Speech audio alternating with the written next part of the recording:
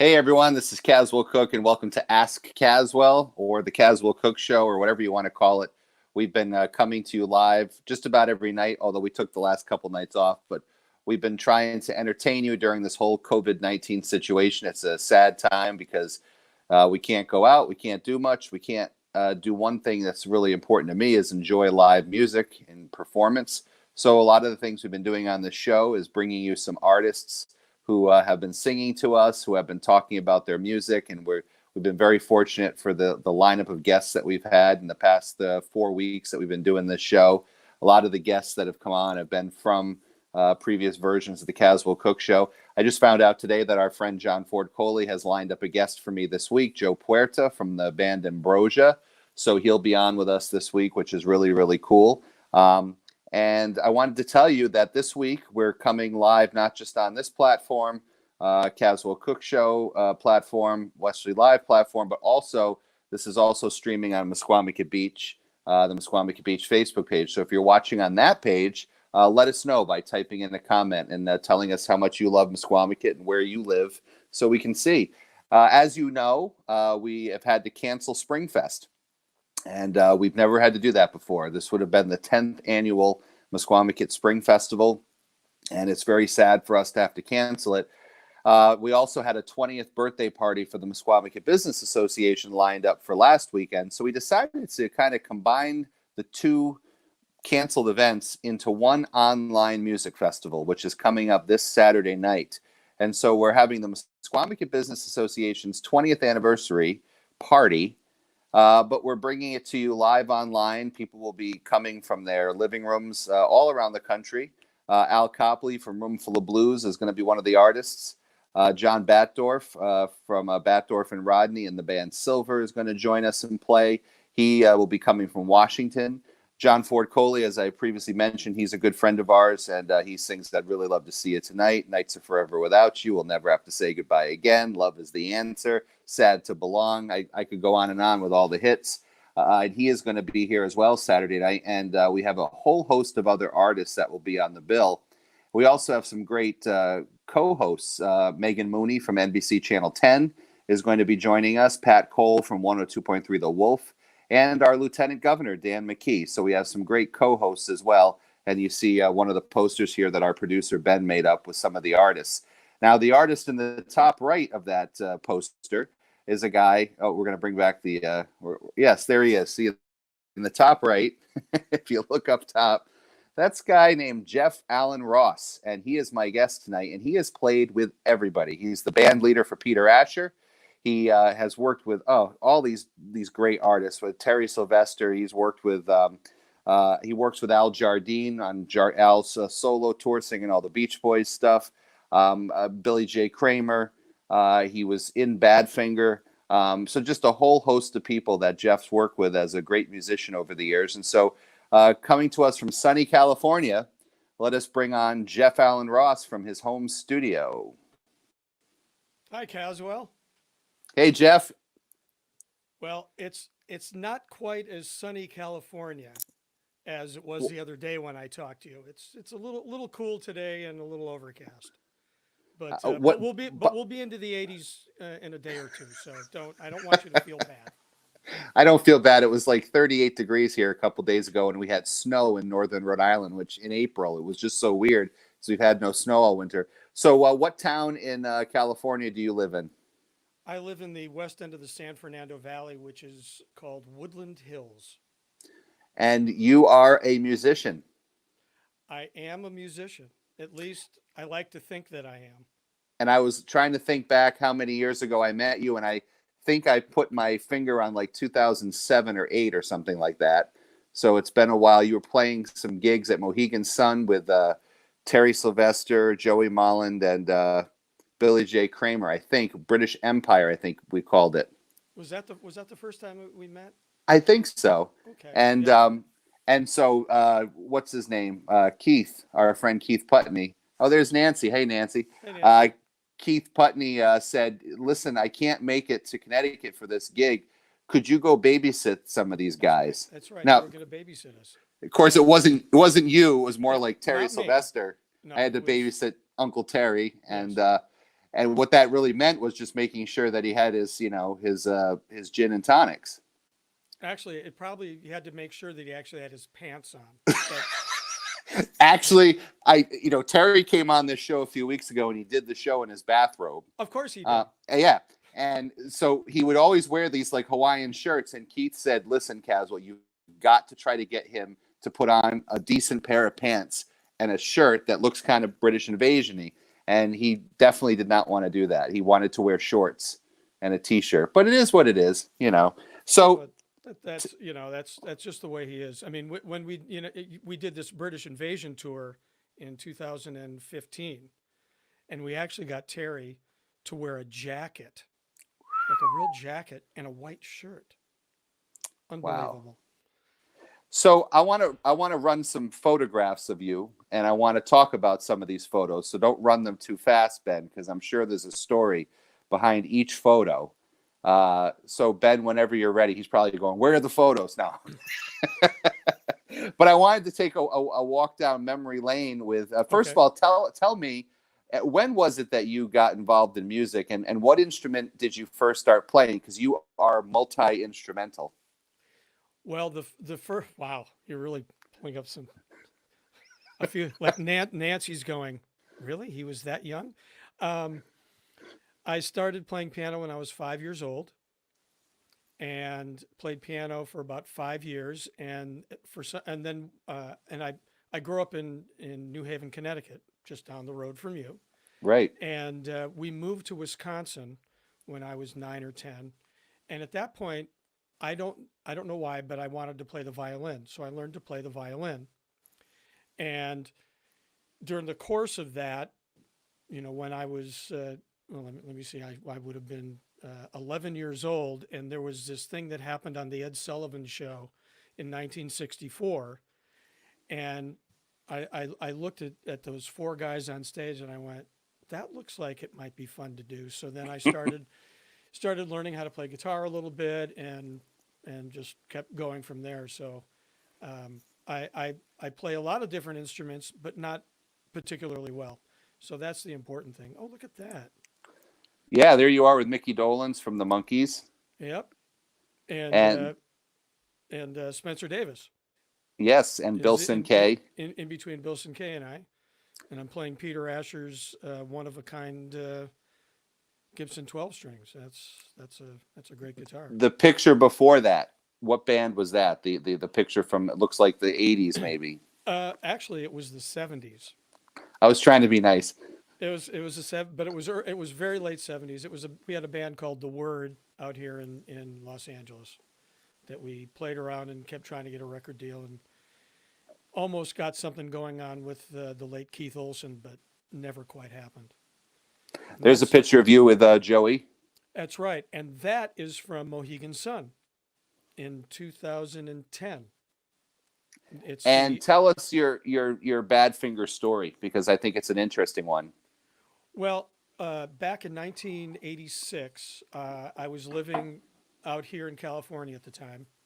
And for some reason, my oldest daughter, who is now in her late 30s, was 3 years old, and we decided we were going to move back to Wisconsin.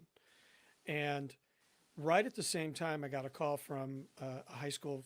Actually, well, I didn't go to high school, but a friend of mine who we would have gone to high school together had we gone, and he was playing bass in Badfinger with Joey Molland and Mike Gibbons, and they were looking for somebody to sing all the songs, sing all the Pete Ham songs.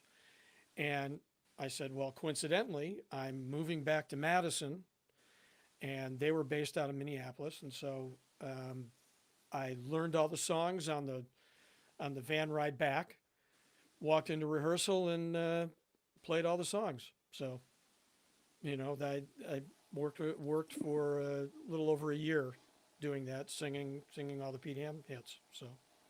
At that time, was Joey, and obviously there was a lot of tragedy in Badfinger. Were they trying to come up with some new songs, new recordings at that time, or was it strictly for gigs?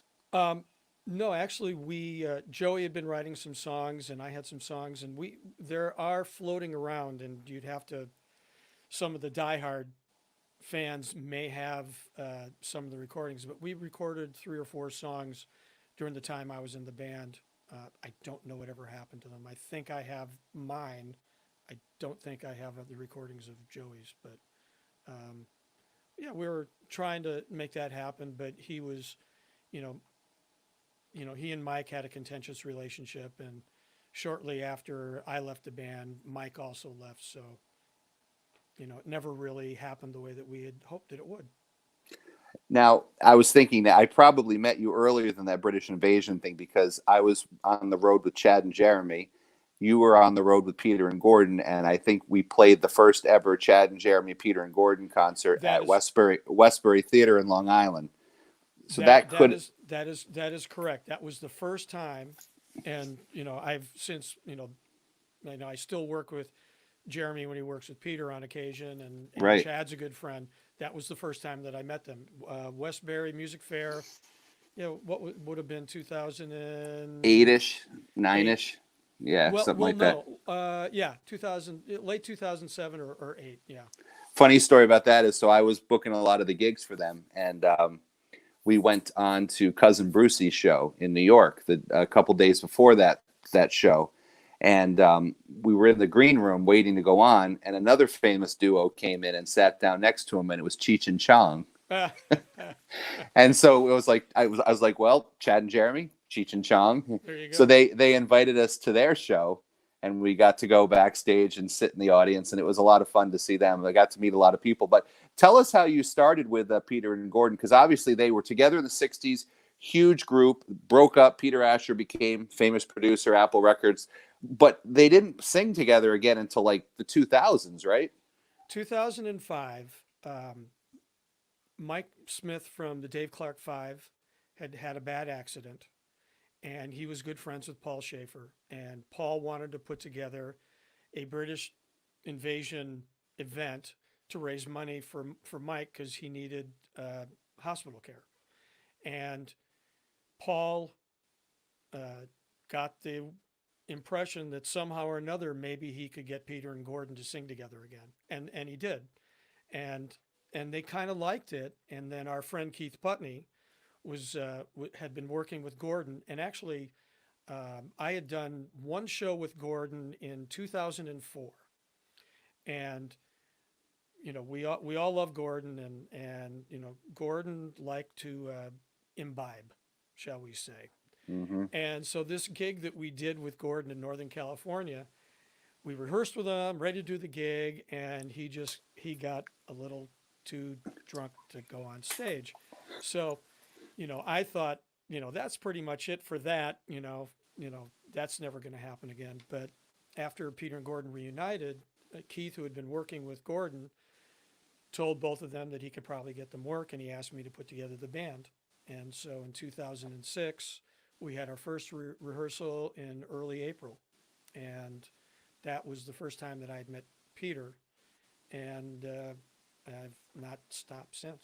And and I I I can't actually express enough how that changed my life. My gratitude towards for what Peter's done for me has been, I can't even say, because as you probably know, I co-produced his Sirius XM radio show with them. I've been his musical director the whole time. I've got to play on albums that he's produced with Steve Martin and Edie Brickell, and I played on Elton John tribute albums, and you know, I, you know, I did a track with Ed Sheeran.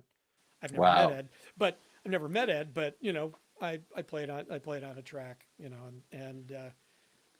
I played on a track with Alessia Cara. Oh, there's me with Steve and Edie doing the Tonight Show. That's got to So be a cool experience, that kind of thing, man. Wow. that, well, I mean, I have to say that was one of the greatest working days of my life. I mean, no doubt about it. Walking up to 30 Rock, going up to the Tonight Show. Um, Jimmy Fallon couldn't have been nicer. His crew, they have the nicest, most professional crew that I've ever worked with. We walked in, the guy that was doing the in-ear monitors, the mix was perfect. without even asking for anything. They were all so nice, and we used a bunch of. I was the only one from the West Coast, and we used some East Coast musicians, and I made some new friends. And we went and had a great lunch at down. I can't remember if it was like 48th Street. There's this ramen place. We had a nice lunch and went and had coffee somewhere. Then went back up, and they were, the costumers. Can we steam your clothes for you? I mean, it was people couldn't do enough for us. It was just so great. And then, getting to hang out with Steve and Edie, Steve Martin and Edie Brickell, not Not the not yeah, Not Steve Lawrence and Edie Gourmet, by the way. right. Just I know Steve well enough, so it's always fun hanging out with him. And Edie is one of my favorite singers. She's just there's I've never met anybody nicer than her, and she's just great to work with. So it was fantastic. So tell me about the show, the Beatles show. Well, first of all, I mean, obviously, Gordon passed away, and Peter had to make a decision as to how to continue the show. So it turned into something different. It's called A Memoir of the '60s. What is that show like since Gordon passed away? Well, obviously with Gordon, it was a Peter and Gordon show. Of course it was. And so after Gordon passed away, Peter really wasn't sure what he was going to do, and the Cunard Cruise Lines asked him if he would come on a cruise, and I don't know if it was a music-themed cruise. But they wanted him to do a lecture, one night on the '60s and one night on the '70s, and just basically telling his story. Britain in the '60s and Peter and Gordon, and then '70s becoming a producer and all that. And he found that he enjoyed doing that.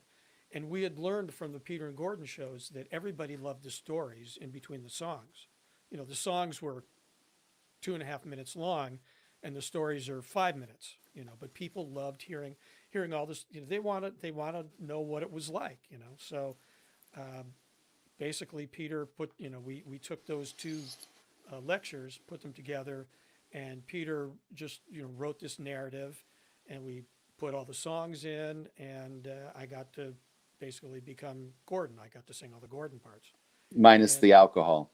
minus the alcohol, and not to give it away, but we also did some shows up in Canada in 2007 that we videotaped, and so we actually have Gordon on video singing with us, which is really cool. And we have slides and pictures, and ever since then, I mean, I have a hard drive full of people send us photographs, and we keep finding all these things to archive from Peter's career. And so and we like to keep it up to date. So Peter tells every show that we do, if something new is happening, it's like, well, I just did the Elton John tribute record, so we add that in, and I just did this, and I just and of course now we just finished writing a book, and that's been out. So we add all these things into the show, so the show is always changing a little bit. And How has the response been since he got the show on the Sirius radio XM? show, Has yeah. that impacted the audience numbers? I'm just gonna laugh because the answer is it's to give you an example. There's this great venue in Phoenix, Arizona called the Musical Instrument Museum, the MIM, and we played there before the radio show. We had played there 4 or 5 times, never sold it out. After the radio show, 2 nights sold out Wow. immediately. And so yes, the radio show, everybody that comes to whether it's the memoir show or if we're doing the Peter and Jeremy show, most people are there because they know about it from the radio show. It's So amazing. Well, and I hear, and he kind of, when he talks about it on the radio show, he's like, "And let me talk about a couple of just quickly, but it's got to work." And I mean, oh, so absolutely, when he absolutely. does that show, you guys record it in California, right? I mean, yeah. We recorded. I sit right where I'm sitting. I sit right here, and he sits over there. Wait, get a camera over there. Yeah, and yeah. So we do it in the studio here, and we do it's usually about 20 minutes of talking, and we send it off to New York, and they put it all together, And then we there it is. yeah, we just recorded, I think, our 150th show.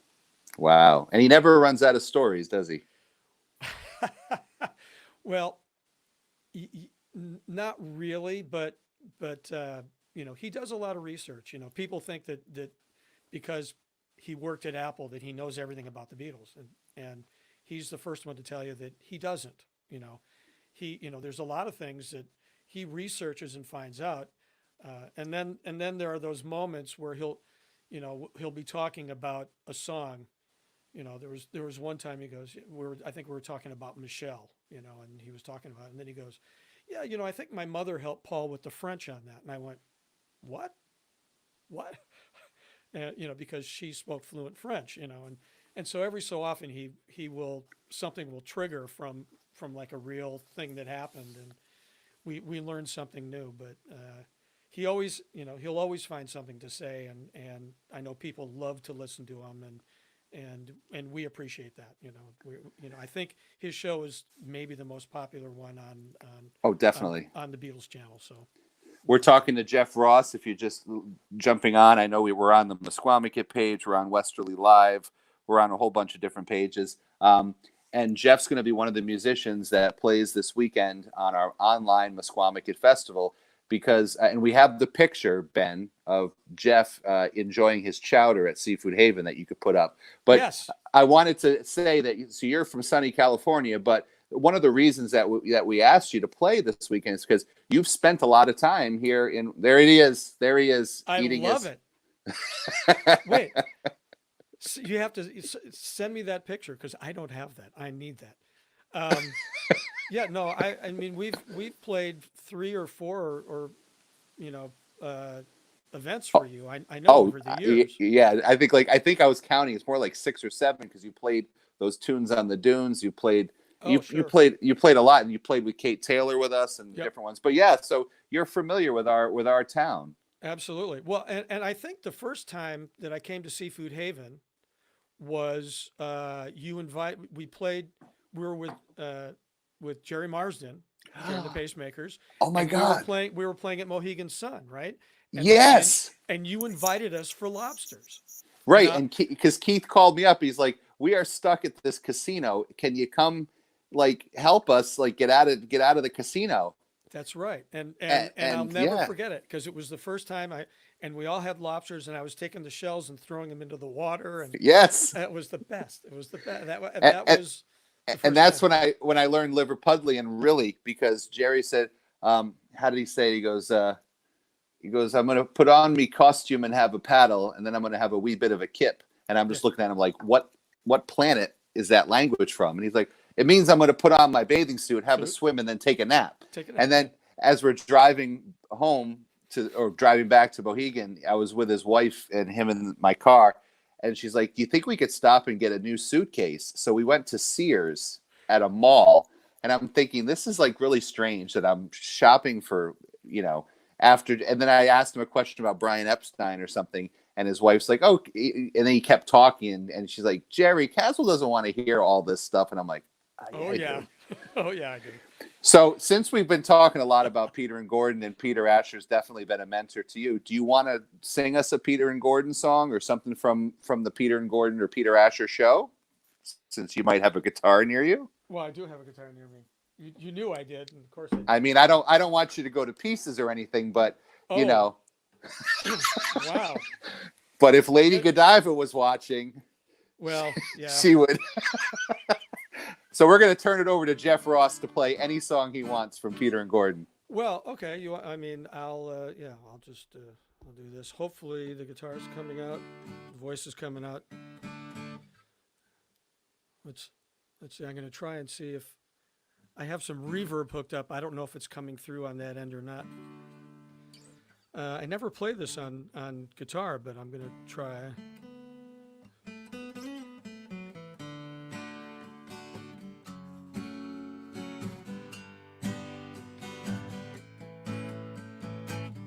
When I see you coming down the street, I get so shaky and I feel so weak.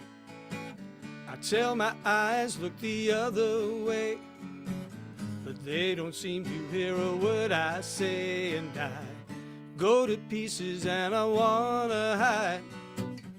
Go to pieces and I almost die every time my baby passes by.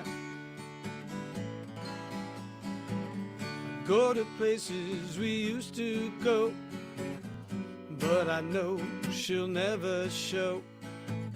She hurt me so much inside. Now I hope she's satisfied, and I go to pieces and I wanna hide. Go to pieces and I almost die every time my baby passes by. I remember what she said when she said goodbye. Baby, we'll meet again soon, maybe. But until we do,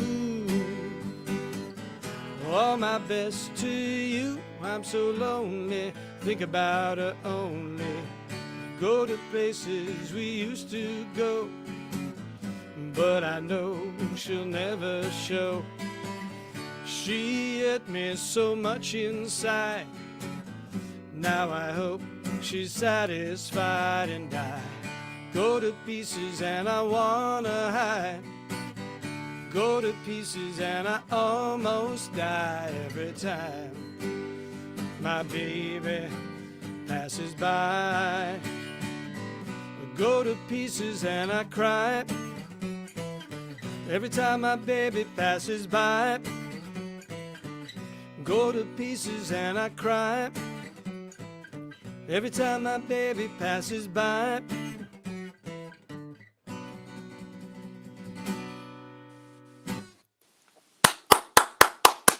Thank you very much, Kaz. That's right. You got 2/3 verses I spaced, but you know, That's just good. It's absolutely live. Hey, let's talk for a moment about how it came to pass that you, Al, and Matt Jardine hit the road and started doing Al Jardine solo shows from the Beach Boys. How does something like that happen? Well, there is there's a thread from the other story, and that is our friend Keith Putney. Uh-huh. Keith Putney had been talking with Al and trying to convince Al that he should do a storytelling tour like Peter was doing, where you have pictures and photos and videos and you sing the songs and, you know, talk about things. And he convinced Al to do it. And because I already knew how to do the technical side of it, I got thrown into the mix, and got to go and sing In My Room and God Only Knows, and some of the greatest songs ever written with Al, who is the one Beach Boy that can still sing really well. So I was going to say his voice is unbelievable. He can still belt out California Saga, Help Me Rhonda, all those songs that he sang. Yeah. No, and it's great.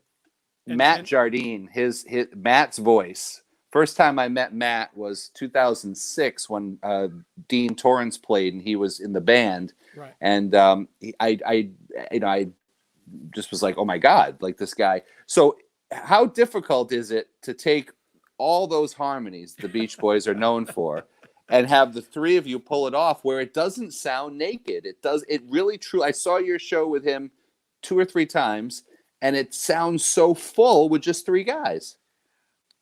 I have to be honest. I really don't know. I really don't know. I mean, there are some songs, like In My Room is pretty obvious because it's all block stuff, and that'll work out. Some of the other things, when we do Good Vibrations, it just works. I don't know why, and we were all worried about that, and I think the answer to it is the songs are so great. I mean, they're really, you can't say, I mean, it's apples and oranges if you're going, well, Beatles songs and Beach Boys songs and all that, but there's no greater songs than some of these songs that Brian wrote. And when you have Al, who still sings great, and he's got that really rich, baritone tenor thing. And Matt, who I've worked with great singers in my life, and I've never worked with anybody better than Matt. Matt just, he is sort of the reincarnation of Carl Wilson. And Yeah. so when you have that quality, you have that you know Matt up here and Al down here, and all I have to do is just sing in tune with no vibrato in the middle, and it sounds great. You just pick something in the middle three. Well, and there's some songs. I mean, it's funny. I'm a real British Invasion guy, and with Beatles songs, most of the harmonies are sort of block, and you sing a third above or a third below or something like that. And I remember we were learning Surfer Girl. They were teaching me Surfer Girl, and they go, "Here's the part," and it's the part. Little surfer, little one, makes my heart come all undone. That's like the middle part, and I'm going, and if you think of what it's nothing like what the melody is. It's like all this movement. I'm going, okay. My head was exploding.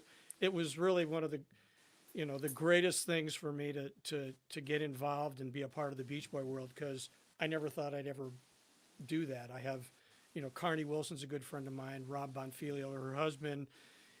We have a band together, and so I know all the Beach Boy people, but I never thought I'd actually walk on stage and get to sing those songs. So, it's just like, the fact that I've got to work with Al Jardine, and I've got to, I work with Peter Asher, and I got to work with Jerry Marsden, and and sing "Ferry Cross the Mersey," with Jerry out there singing. It's just like, that's it's some of the the greatest things for me. And to become friends with my idols. Because all these people were my idols. When somebody had told me when I was 13 years old in 1965, take that back, 12 years old in 1965. I made myself the wrong age. And this doesn't include Beatles songs, but that I'd get to actually perform my 3 favorite songs of 1965 with the original artist. I would have, you could never have imagined that, but I've got to play I Go to Pieces with Peter and Gordon, got to play Ferry Cross the Mersey with Jerry, and I got to play Go Now with Denny Lane, who was the original guy that sang it in the Moody Blues. My gratitude for the things that have happened to me are just, I can't even express it. It's just so great. It's really. Well, I want to thank you for spending time with us tonight, and I can't believe a half hour just zipped by in conversation. What? I know. We're just getting started. I know. Well, don't worry. I'm not going to let you off easy. First of all, Ben, maybe you could put that poster back up for Saturday night's performance, so we could just one more time give that a plug. But Saturday night, 6 to 9 p.m. Eastern time, which means you're going to have to get up early. Yeah, well. And we're going to have this great lineup of music that's going to start at 6 with this great local musician named Jediah, and it's going to proceed all the way through till we get to Jeff Ross, followed by Al Copley, John Batdorf, and John Ford Coley. It's going to be a great night of music, and the proceeds are going to benefit the Chamber of Commerce's One Fund, which is for COVID-19 relief. It's for small businesses and also for our local hospital for PPE and other things like that. So it's going to be a great night of music, and produced by Ben Barber. So why don't you do us a favor? Well, first of all, I have one last question for you. Sure. Looking back on all these people you shared the stage with, which one, and I know it's probably hard, but is there one concert or one night or one artist that just stands out as like, holy crap, this is amazing? Well, I'm gonna give you 2 things, and it'll make sense why I'm gonna give you 2. But there was Peter executive produced an album called "Listen to Me," which was a Buddy Holly compilation with artists doing Buddy Holly songs. That was and it ended up, we did a TV show for PBS, and so that was pretty interesting because it was everybody from Paul Anka to Sean Colvin to Graham Nash, and Lyle Lovett, Boz Scaggs. I mean, it was, and I'm just, but being on stage with Paul Anka, I'm just going, that doesn't make any sense. There's nothing about that to me. But that was such a great evening, just because, there was all those people, and my favorite moment of that night was Lyle Lovett in the dressing room walked up to me and goes, "I heard you were in Badfinger." I went, "Yeah." And then I had to run up to the stage, and that was the end of that conversation. But that was kind of funny. But really, I have to say, I mean, every night with Peter is great, just because it's Peter. But really, the highlight of every time I'm with Al and Matt, and we perform God Only Knows, and Matt sings God Only Knows, that is maybe just for me personally, like be able to be on stage and listen to him sing that song. And for me, that's like the greatest pop song ever written. And I believe there's an article out now that'll tell you that Paul McCartney says the exact same thing. Paul McCartney will just say, the greatest pop song ever written, God Only Knows. Oh, absolutely. So that's, I have to say that's always one that I just kind of go, how did I get here? And this is so great. It made me think now. I one more story that I will share of you and I is we were playing at one of these music fests, and we had Mike Panera, and the guy from Bouchard from Blue Oyster Cult, Prescott from the Knack, and Blondie from Steppenwolf. Yeah. And so Mike had just put this version of his classic rock all stars together, so I knew something was up when he arrived. And this was, the internet was there, of course, but it was before all this, phone on the phone thing. And he's like, "Can you print out the lyrics to Magic Carpet Ride for me?" And I'm going, "Oh no!" And then he said, he goes, "You interviewed Doug Feiger. He goes, 'Why don't you sing My Sharona?'" I'm like, "I'm sorry, me? I thought we hired you." And then he's like, "You think anyone could sing Good Girls Don't?" And I'm like, "Jeff Ross could." So there you were, getting thrown up on stage on the keyboards, singing Good Girls Don't. Yeah, because Doug Feiger was a good friend of mine. He lived just 5 minutes from here, and I used to help him all the time when he wasn't feeling well, and so I had to do it for Doug. He was, and I was one of the last people that interviewed him, unfortunately, before he died, and so it was fun to play with Prescott and those guys, but I just remember that night, and I remember looking at you like, you got to help me here, because like I can't do this, but that's good. Anyway, so to end this off here this evening, I was thinking, why don't we turn it over to you and have you pick any song you would possibly want to sing, and close out our show with anything you want to sing. With anything I want to sing. Anything at all. Anything at all. Well, you don't have to play that song. Oh no, that's any time at all. Never mind. That's any time. It is any time at all. Let's. I'm going to do this one. I'm going to do this song. This is a Badfinger song. This is my favorite Badfinger song to sing. I may end up singing this on Saturday, but we'll see what happens.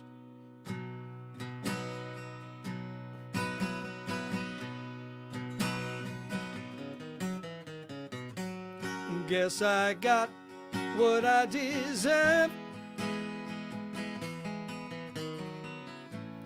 kept you waiting there too long, my love. And all that time without a word,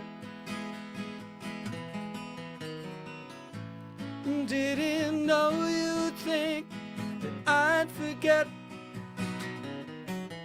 or I'd regret the special love I have for you, my baby blue.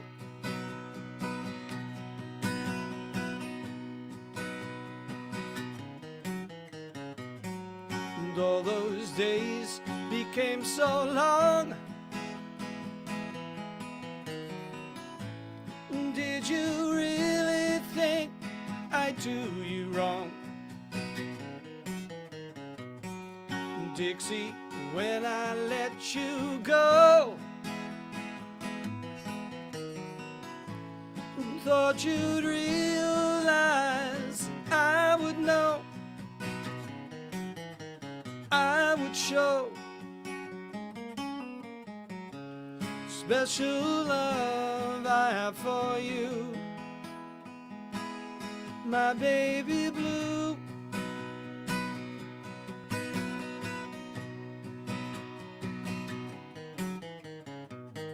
What can I do?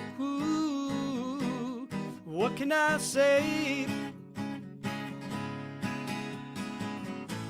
Except I want you by my side. How can I show you? Show me a way. Don't you know the times I've tried?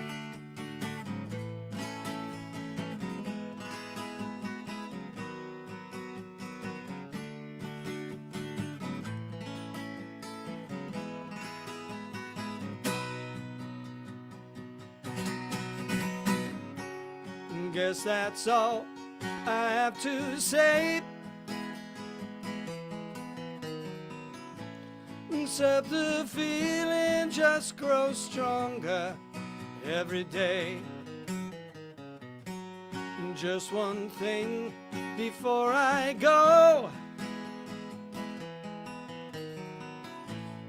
take good care, baby, let me know. Let it grow. Special love you have for me, my Dixie dear.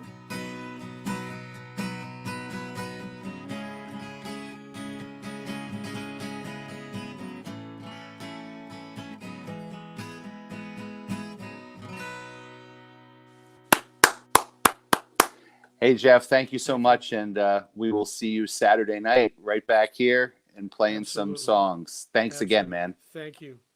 See you later. Okay. All right, ladies and gentlemen, that was my guest for tonight, Mr. Jeff Allen Ross. He is the band leader for Peter Asher and also the producer of Peter's Beatles Show. That's on the Beatles Sirius XM channel. He's been a part of Badfinger. He's played with tons and tons of musicians, including on Steve Martin's most recent album with Edie Brickell.